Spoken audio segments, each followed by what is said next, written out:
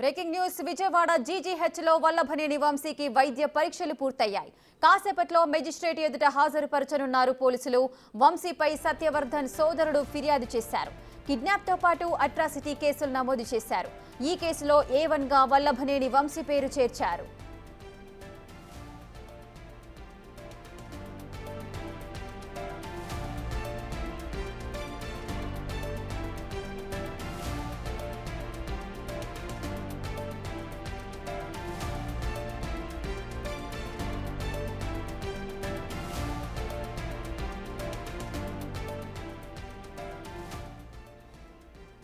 ఇక వల్లభనేని వంశీకి వైద్య పరీక్షలు పూర్తయ్యాయి. మరి కాసేపట్లోనే మెజిస్ట్రేట్ ముందు హాజరుపరిచే అవకాశాలు కనిపిస్తున్నాయి. దీనికి సంబంధించిన పూర్తి డీటెయిల్స్ మా ప్రతినిధి సాహిత్య అందిస్తారు. సాహిత్య, వల్లభనేని వంశీకి వైద్య పరీక్షలు పూర్తయినట్లుగా సమాచారం అందుతోంది. ప్రజెంట్ సిచ్యువేషన్ ఎలా ఉంది అక్కడ?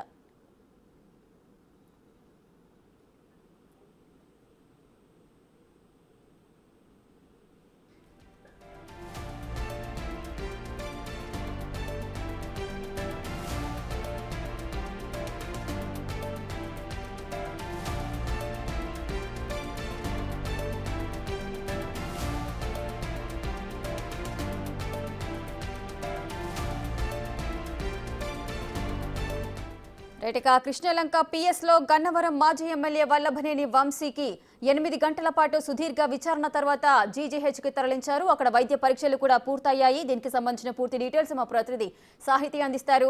సాహితీ, సిచ్యువేషన్ ఎలా ఉంది అక్కడ? వల్లభనేని వంశీని మెజిస్ట్రేట్ ముందు ఎప్పుడు హాజరుపరిచే అవకాశాలున్నాయి? ఇప్పుడు డైరెక్ట్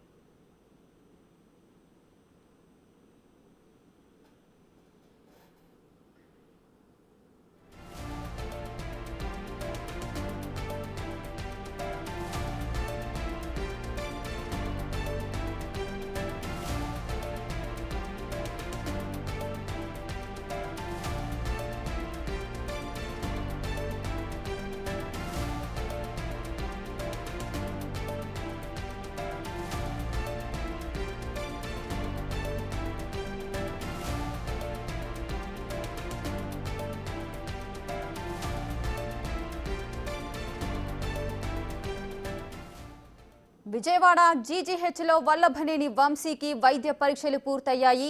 సుమారు 8 గంటల పాటు సుదీర్ఘ విచారణ జరిపారు. వంశీని పోలీసులు అదేవిధంగా కరిసేపట్లో కూడా మెజిస్ట్రేట్ ఎదుట హాజరుపరచనున్నారు. వంశీపై సత్యవర్ధన్ సోదరుడు ఎవరైతే ఉన్నారో ఆయన ఫిర్యాదు చేశారు. కిడ్నాప్ తో పాటు అట్రాసిటీ కేసులు కూడా వంశీపై నమోదు చేశారు. ఈ కేసులో A1 గా వల్లభనేని వంశీ పేరు చేర్చారు. ఈ నేపథ్యంలోనే ఈ రోజు మార్నింగ్ వంశీని పోలీసులు అరెస్ట్ చేయడం జరిగింది. అదేవిధంగా కృష్ణలంక PS కు తరలించి సుదీర్ఘ విచారణ జరిపారు. 8 గంటల పాటు 8 గంటల పాటు కూడా విచారణలో కూడా ఆయన ఎటువంటి విషయాలు వెల్లడించారు, ఆ విషయాలన్నీ కూడా మెజిస్ట్రేట్ ముందు మరొకసారి వెల్లడిపరిచే అవకాశాలు కనిపిస్తున్నాయి. విచారణ తర్వాత కూడా GGH కు తరలించి వైద్య పరీక్షల నిమిత్తం అక్కడికి తరలించారు. వైద్య పరీక్షలు కూడా పూర్తయ్యాయి. ఈ నేపథ్యంలోనే మెజిస్ట్రేట్ ముందు హాజరుపరిచే అవకాశాలు మెండుగా కనిపిస్తున్నాయి. బట్ ఏ టైంలో మెజిస్ట్రేట్ ముందు హాజరు పరుస్తున్నారు, ప్రజెంట్ అక్కడ సిచ్యువేషన్ ఏ విధంగా ఉంది అనేది తెలుసుకుందాం.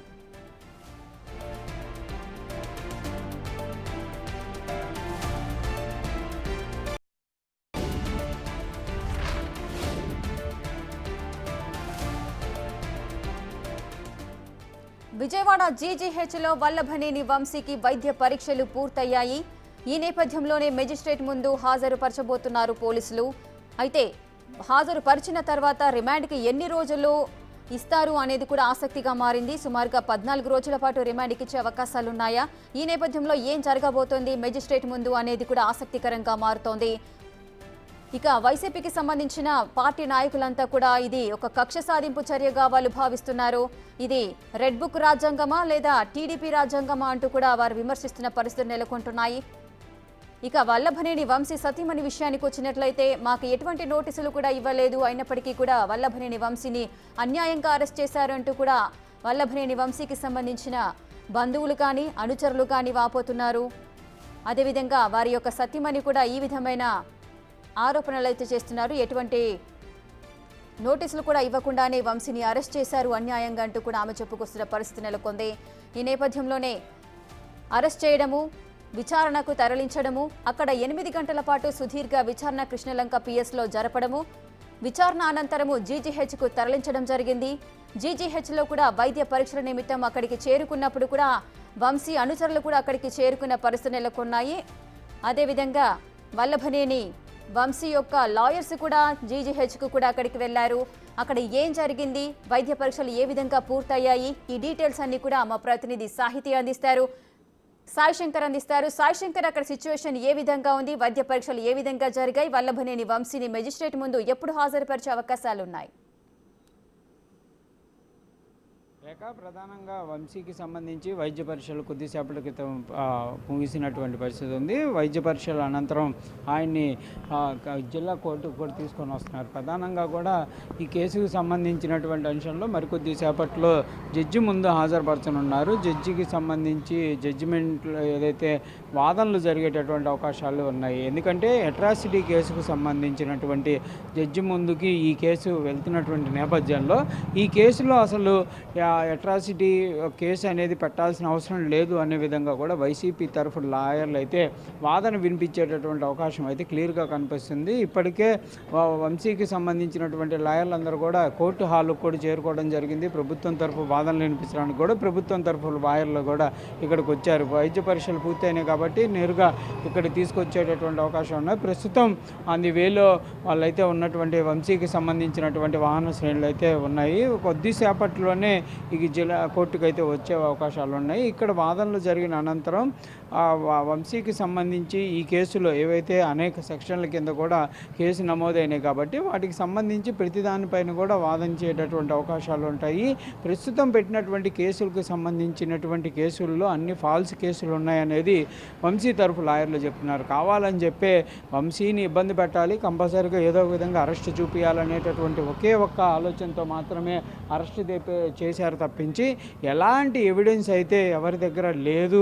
ఈ కేసులకు సంబంధించినటువంటి కిడ్నాప్ కేసు ఏదైతే పెట్టారో ఆ కిడ్నాప్ అనేది అసలు జరగలేదు అనేది వాళ్ళైతే క్లియర్గా చెప్తున్నారు. మరి వాదనలు విన్న తర్వాత జడ్జి ఎలాంటి అంశంలో ఈ జడ్జిమెంట్ ఇచ్చేటటువంటి అవకాశాలు ఉంటాయి అనేది కూడా చూడాలి. అయితే పోలీసుల తరపు వాదనలు వినిపించేటటువంటి లాయర్లు ఎలాంటి అంశాలను వాళ్ళు వాదిస్తారనేది చూడాలి. ఎందుకంటే పోలీసులు అయితే క్లియర్గా చెప్తున్నారు ఈ కేసులో అన్ని ఎవిడెన్స్లు అనేది పక్క క్లియరెన్స్గా ఉన్నాయి కాబట్టి వంశీని అరెస్ట్ చేసినట్లు కూడా వాళ్ళైతే చెప్తున్నటువంటి పరిస్థితి ఉంది. ప్రతి సెక్షన్ ఏదైతే ప్రస్తుతం పెట్టినటువంటి సెక్షన్లు 140 కానీ మిగిలినటువంటి అట్రాసిటీ కేసుకు సంబంధించినటువంటి కేసులు కానీ 308 కానీ ఆ సెక్షన్లన్నింటిలో కూడా కంపల్సరీగా జరిగినటువంటి సిచ్యువేషన్లన్నీ కూడా ఎవిడెన్సులు కలెక్ట్ చేసిన తర్వాత అదేవిధంగా ఈ కేసుకి సంబంధించి ఫిర్యాదుదారుల దగ్గర నుంచి వచ్చినటువంటి అంశాలు అదేవిధంగా వంశీకి సంబంధించి విచారణ పొద్దున్నుంచి సాగింది కాబట్టి అక్కడ కూడా కొన్ని ఎవిడెన్స్లను అయితే వాళ్ళు కలెక్ట్ చేయడం జరిగింది. వీటన్నిటి ఆధారంగా అయితే ప్రస్తుతం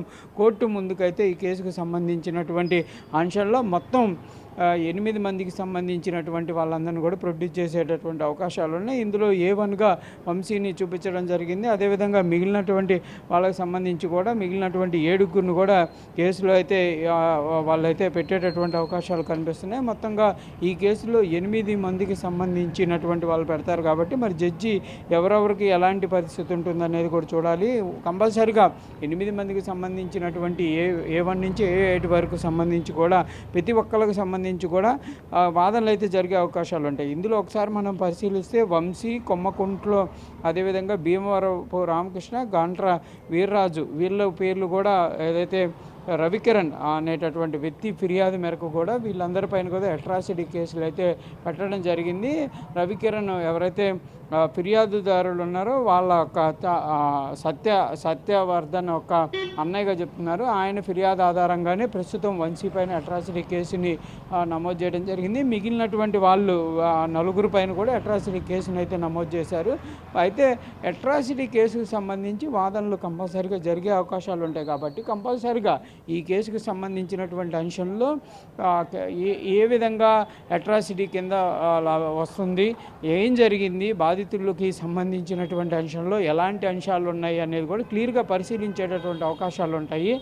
ఆ తర్వాత ప్రస్తుతం మనం చూడొచ్చు కోర్టు హాల్కి వంశీని కూడా తీసుకొని వచ్చారు. ప్రస్తుతం కాన్వాయ్ అనేది లోపలికి వెళ్తుంది. వంశీకి సంబంధించినటువంటి కాన్వాయ్ ఏదైతే ఉందో దాంట్లో ప్రస్తుతం ఇందులోనే వంశీని తీసుకొని కోర్టు హాల్లోకి కూడా వాళ్ళైతే తీసుకొని వెళ్తున్నారు. పెద్ద ఎత్తున కూడా వంశీకి సంబంధించినటువంటి అభిమానులు కూడా పెద్ద సంఖ్యలో కోర్టుకు అయితే రావడం జరిగింది. వాళ్ళు ఇందాక పోలీస్ స్టేషన్కి కూడా అక్కడికి వచ్చి నినాదాలు చేశారు. అదేవిధంగా వైద్య పరీక్షల కోసం తీసుకెళ్తే వైద్య పరీక్షల దగ్గర కూడా పెద్ద ఎత్తున కూడా అక్కడ నినాదాలు చేసినటువంటి పరిస్థితి ఉంది. ప్రస్తుతం కోర్టు హాల్కి దగ్గర కూడా పెద్ద సంఖ్యలో కూడా వంశీకి సంబంధించినటువంటి అభిమానులు అయితే ఇక్కడ చేరుకున్నటువంటి పరిస్థితి ఉంది. ప్రస్తుతం కోర్టు హాల్లో సిచ్యువేషన్ మనం చూడొచ్చు. కోర్టు హాల్లో లోపలికి వంశీని అయితే తీసుకొని వెళ్తున్నారు. తీసుకొని వెళ్ళిన తర్వాత డైరెక్ట్గా జడ్జి ముందు అయితే ప్రొడ్యూస్ చేసే అవకాశం ఉంది. ఆ ప్రొడ్యూస్ చేసిన తర్వాత వాదనలు అయితే ప్రారంభమయ్యే అవకాశాలు ఉన్నాయి. ఇప్పటికే జడ్జి కూడా కోర్టు హాల్కి కూడా చేరుకున్నటువంటి పరిస్థితి ఉంది. అదేవిధంగా ఇరుపక్షాలకు సంబంధించినటువంటి లాయర్లు కూడా ఇక్కడ చేరుకోవడం జరిగింది. ఇటు వంశీ తరపు వాదించడానికి వైఎస్ఆర్సీపీ పార్టీకి సంబంధించినటువంటి లాయర్లు ఎవరైతే ఉన్నారో సత్యప్రభ ఇక్కడ చేరుకోవడం జరిగింది. అదేవిధంగా మిగిలినటువంటి లాయర్లు కూడా ఇక్కడికి వచ్చారు. ప్రభుత్వం తరఫు వాదనలు వినిపించేటటువంటి లాయర్లు కూడా ప్రస్తుతం మనం విజువల్స్లో చూడొచ్చు. వల్లభనేని వంశీని కోర్టు హాల్లోకి తీసుకొని వెళ్తున్నారు.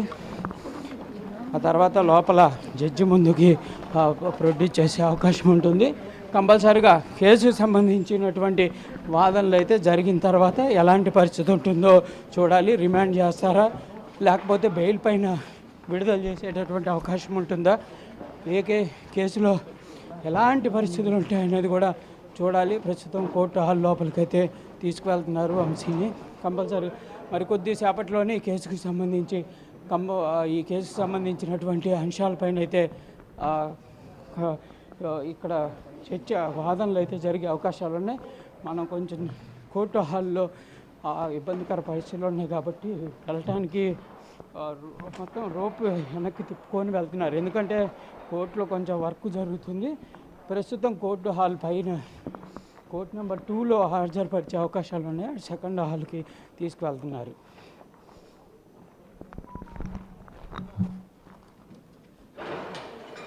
కింద పడింది కాబట్టి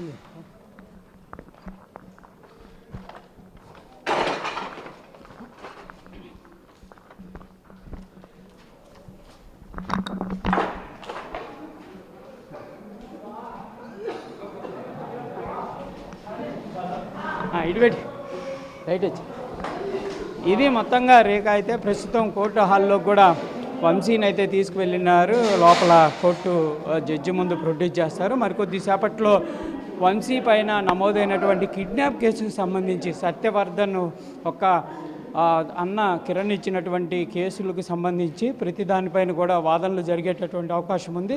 కంపల్సరిగా ఇరుపక్షాల వాదనలు అయితే గట్టిగా వినిపించడానికైతే ఇరుపక్షాల లాయర్లు అయితే సిద్ధమయ్యారు. ఎందుకంటే ఇటువైపు ఈ కేసుకు సంబంధించినటువంటి అంశంలో అన్ని రకాల ఎవిడెన్సులు ఉన్నాయి కాబట్టి కంపల్సరిగా తమ ఒక పెట్టినటువంటి ప్రతి కేసుకు కూడా ఎవిడెన్స్ ఉందనేది పోలీసులు చెప్తుంటే, ఇదైతే ప్రధానంగా ఈ కేసుకు సంబంధించి ఎక్కడా కూడా ఈ ఎలాంటి అంశాలు ఉన్నాయో అనేది చూసేటటువంటి అవకాశం ఉంది. ప్రస్తుతం మనం కోర్టు దగ్గర చూస్తున్నాము.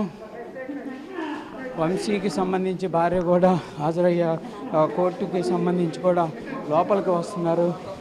ప్రస్తుతం ఆమె కూడా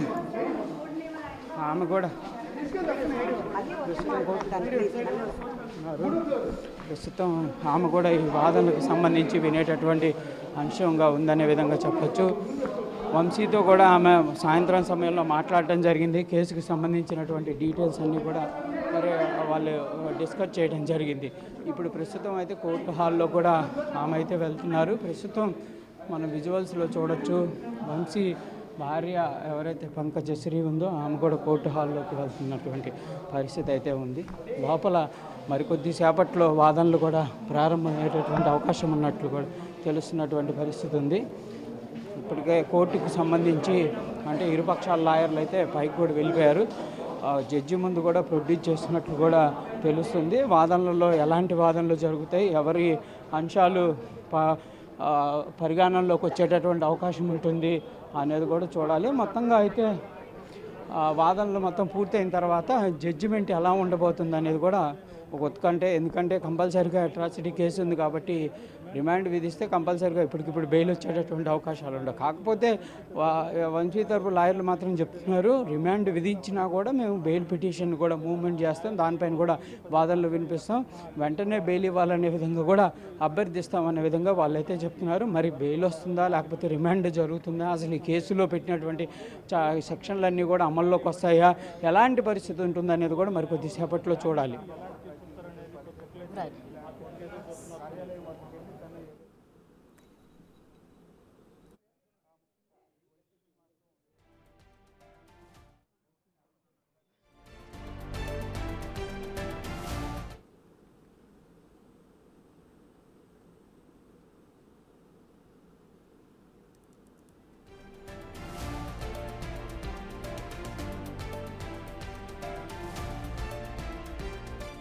సంబంధించినటువంటి అభిమానులు కూడా పెద్ద సంఖ్య